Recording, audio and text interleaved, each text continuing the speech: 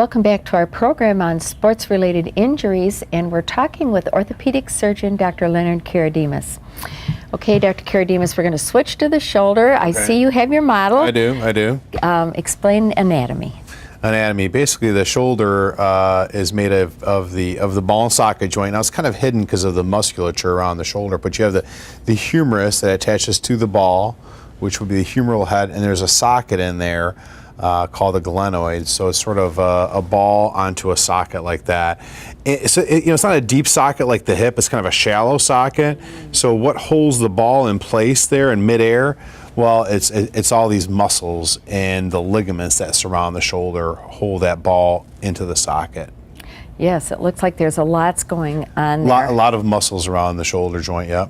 So does that mean there's a lot of things that can go wrong?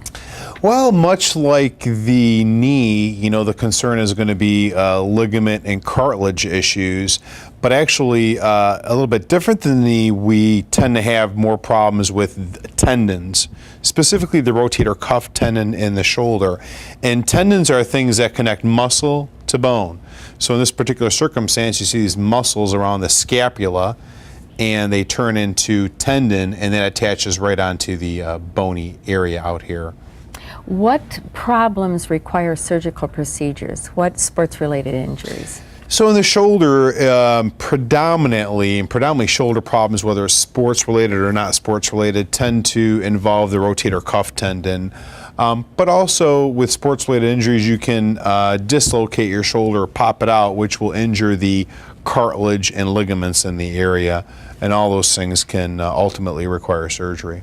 Okay, then what kind of procedures do you have available to you? Well, in today's day and age, Barb, they're arthroscopic. Much like the knee, pretty much everything in the shoulder is done arthroscopically.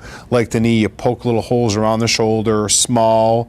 The instruments are very small, the cameras are small, and you go in there and you repair cartilage, you repair ligaments, you repair tendon tears arthroscopically. Well, tell us about repairing that rotator cuff tendon. Now, that's going to be the most common thing that I see in most orthopedic surgeons that do a lot of shoulder surgery see. Basically, when you tear the rotator cuff tendon, you tear the tendon right off the bone. And there's no way for that tendon to heal back up. So what you would do is arthroscopically, you would go in and reattach that tendon.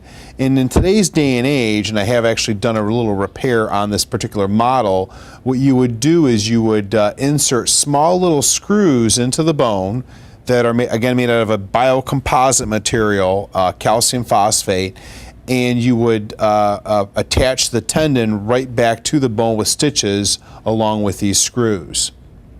Now, does the rotator cuff ever just tear a little bit? Like, can you ever just repair the tendon?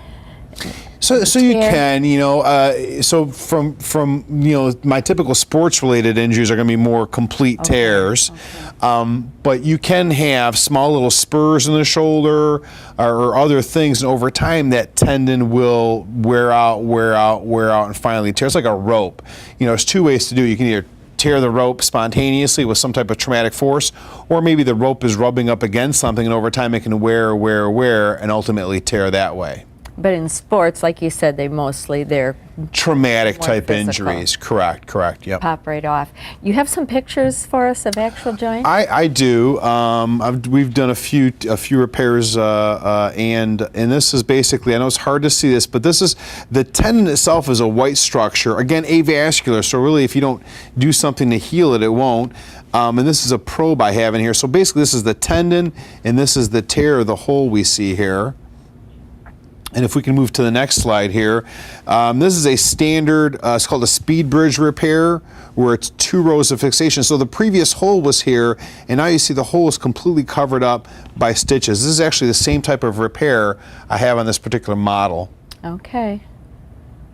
We have a more complicated tear here, where you don't have a small hole, you have the tendon that's torn all the way from front to back, which is a very large tear, and involves more than one tendon. In fact, it involves almost 2 to 3 here.